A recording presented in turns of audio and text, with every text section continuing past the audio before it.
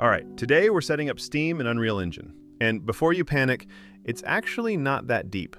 It's just 4 steps. And yes, if you mess one of them up, everything breaks beautifully. I'm going to teach you how to do it in 4 steps.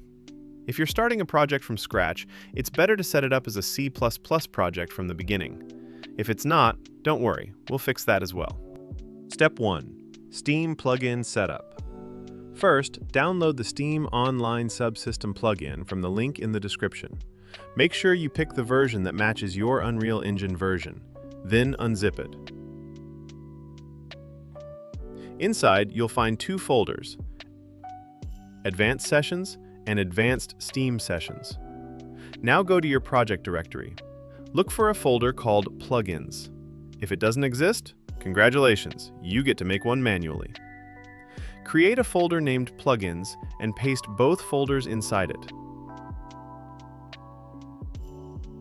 Open Unreal Engine again. Now, if your project is not C++, don't worry. Go to the Tools tab and click Create C++ Class. Leave everything on default and create it.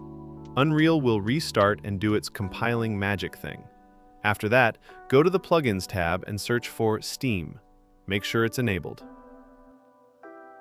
Step 2. Engine.ini Setup.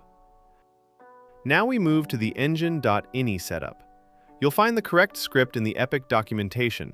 Link is in the description. Copy it, then paste it into your Engine.ini file.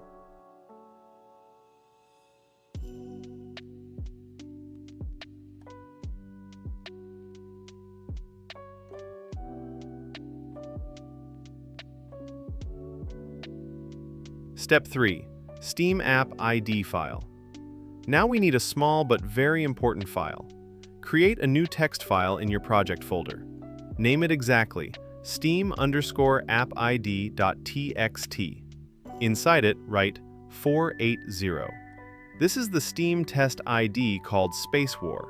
Every dev on Earth uses this thing. Important note, if you package your game later, this file must be included. Step 4. Testing everything. Now for the fun part. Open your project. Make sure Steam is running in the background. Yes, the actual Steam app. Set your game to standalone game mode. If needed, also make sure you're using a listen server setup. Now press play. If everything is correct, Steam Overlay should pop up, and your friends will see you playing Space War, which is basically Steam's way of saying, yes, this is working, probably. And that's the first stage done.